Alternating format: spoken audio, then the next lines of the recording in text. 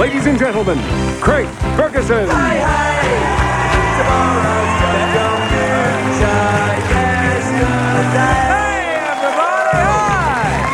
Hi, everyone.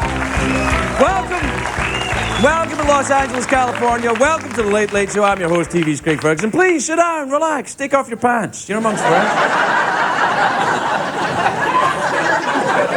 It's a great day for America, everybody. Happy President's Day, everyone. Happy President's Day. It's a great day to celebrate this great country and the freedom of speech for which we are so rightly famous.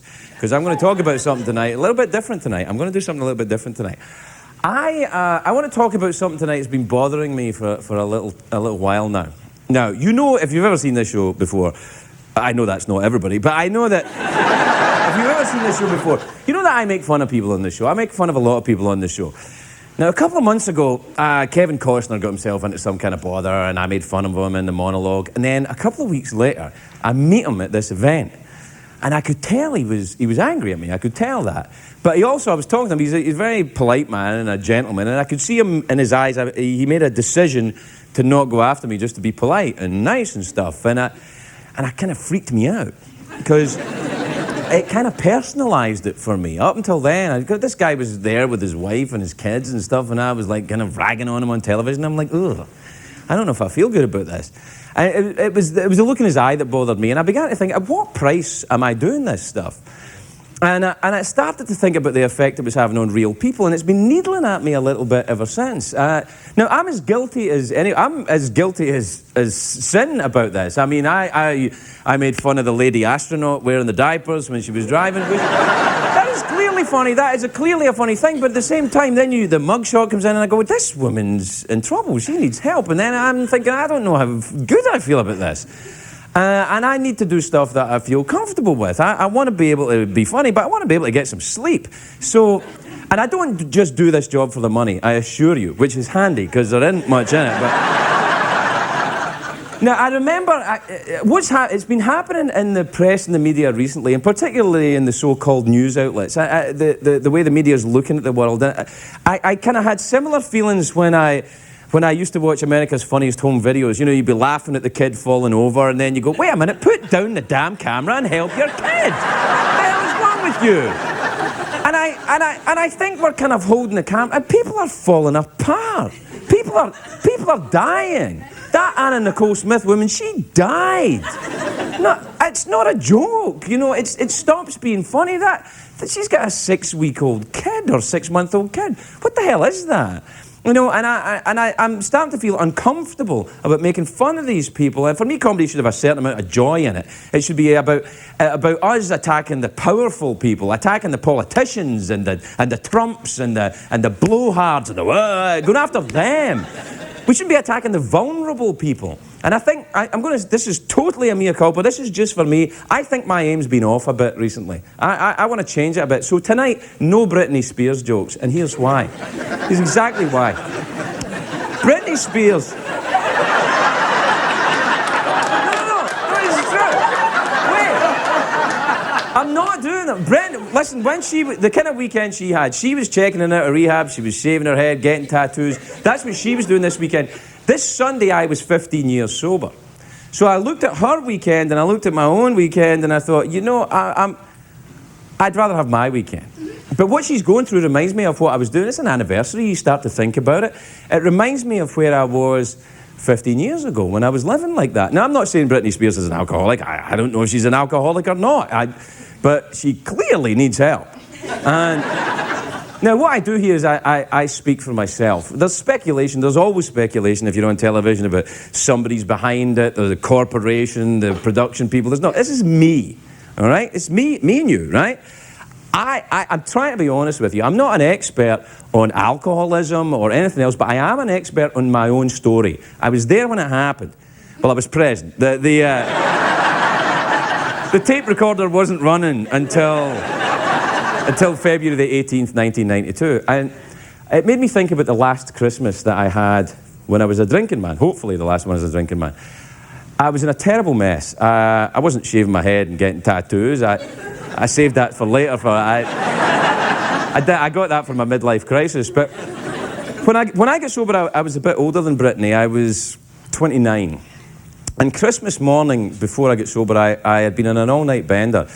And I woke up in a room above a bar. I'd been in that pub the night before. It was Christmas Eve. I was going to have a drink and then go home. I was in London. I was going to go to Scotland, but, you know, the one thing led to another. I stayed in the room above the pub, you know. And I woke up on Christmas morning, and I was, you know, I was soaked in my own urine. At least I think it was mine. I can't be certain.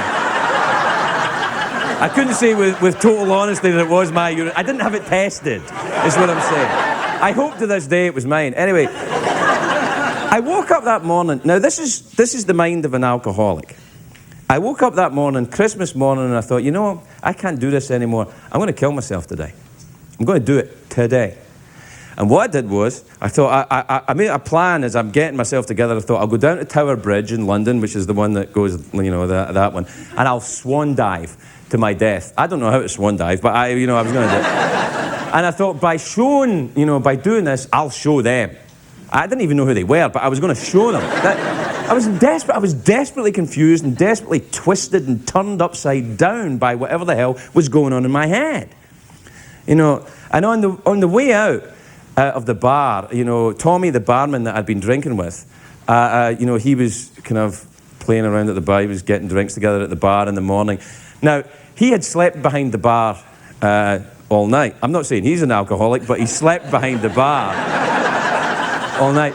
He was an Irish fella, Tommy, and he said to me, "Where are you going?" And I didn't want to cause a fuss and say, well, I'm going to go to Tower Bridge this one day and kill myself. So I said, "I'm going home." And he said, "To Scotland?" I said, "Yeah." He said, "Well, there's no transport. It's Christmas. You can't get a bus. The planes aren't running. You can't go anywhere." I said, "Just let me go, Tommy, will you?" And he said, "Well, before you go, have a glass of sherry for Christmas morning." And I said, "Oh, all right." So he poured me the type of glass of sherry that only an alcoholic would pour you, a venti sherry, they would call it in Starbucks. And I had my glass of sherry, and, one thing led to another, and I forgot to kill myself that day. Here's the important point. The alcohol saved my life. I was self-medicating. I'm an alcoholic. I needed alcohol. I needed something, you know. And from that point on, until February the 18th the following year, it's all a bit foggy. You know, I would wake up and play. I was on a wild bender. I was doing stand-up gigs, apparently. I wish we had tapes of that. I'm sure they were hilarious. Anyway, on the day I finally decided to stop, I called a friend of mine who had disappeared out of the pub world and gotten sober. You know, there was scuttlebutt about him in the bars. And I called him up and I said, I need help. And he said, "Yeah, I've been expecting this call." And he got me into a rehab. And it wasn't like the way the rehab is, or portrayed in the news outlets at the moment, where all the kind of, you know, Lindsay Lohans and fabulous people all getting... My roommate in rehab was a 65-year-old vicar, a priest from the Church of England, who was getting... He said, "Yes, well, the thing is, Craig, the parishioners were complaining that all the communion wine was going missing." It's true. He said, and also, an old lady said that there was a hobo sleeping in the church graveyard. I had to pretend and go and look for him, but it was me. And so what happened is, I stuck with it. I was in. Now, there is a myth that goes around popular culture, I think, right now as well, which is that alcoholism can be cured by a 28 stint in rehab. I'm sorry to annoy the censors, but that is horse. That is horse. It is not my experience. And for me, there's two types of rehab clinics. There's the good ones that say to you, you've done your 28 days, this is the beginning. You now have a lifetime of vigilance. This is a chronic condition that you're going to have to manage, deal with the rest of your life. And the bad ones, you know, the bad rehab centers will say, "You're good, off you go." You know, the Reverend Ted Haggard, for example, when he gets out of the rehab and is cured of his gayness. This is clearly an unscrupulous bunch of people running that rehab. The point I'm trying to make to you is this. Now, I have been sober 15 years. There is absolutely no way I have a drinking problem. I don't have a drinking problem. I can get one fast, but I don't I don't have a drinking problem. I have a thinking problem. I'm 15 years sober. Last week, right, I find out that Guinness has 125 calories a pint, and I'm, without a word of a lie, I'm thinking, maybe I should go on a diet. That's clearly insane. What Guinness did to me, and I'm thinking, well, it's only 125 calories. What can possibly go wrong? I want to make something clear to you. I'm not advocating temperance. I'm not advocating that. I'm saying this is for me. You know, if I could drink, I would drink, but I can't. You can't say, you know, to kids, drink responsibly. You can say to me, drink responsibly, and I'll say, I'll try. But I can't. Certain types of people can't drink. I'm one of them. I threw in the towel with alcoholism 15 years ago, and I've been trying for the last 15 years to get little bits of it back. And it looks to me a little bit that Britney Spears has a similar problem going on with alcohol. This woman has 2 kids. She's 25 years old. She's a baby herself. She's a baby, you know. And the thing is, you can embarrass somebody to death. It's embarrassing to admit you're an alcoholic. It's embarrassing to wake up in your pee or someone else's pee. It doesn't really matter. It's embarrassing. Now, I'm not absolving this woman of her behavior. I'm not. You have to be responsible for your actions, sick or well. You have to be responsible for your actions. You just have to be. All of us are accountable. You have to be. If you have, God forbid you have a kidney problem, you do go into dialysis, it's your responsibility to somehow get yourself to dialysis. It's your responsibility to deal with the condition that you have in whatever way you can. Now, all of us in America and in Scotland and anywhere I've ever been in my life, everybody knows an alcoholic. They're either they've worked for one, or they have one work for them, they have a parent or a sibling or a child. Everybody. There's not one of us. It does. A friend, God forbid, some of you poor people are married to them. You know what it's like.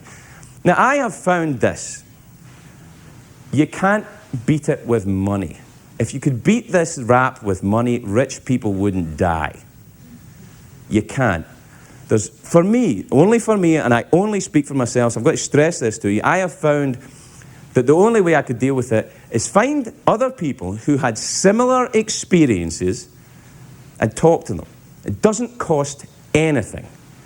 It doesn't cost a thing. And they're very, very easy to find. They're very near the front of the telephone book. Good luck. Got a big show tonight. Virginia Madsen is here. David Steinberg is here. Unread Law here. We'll be right back.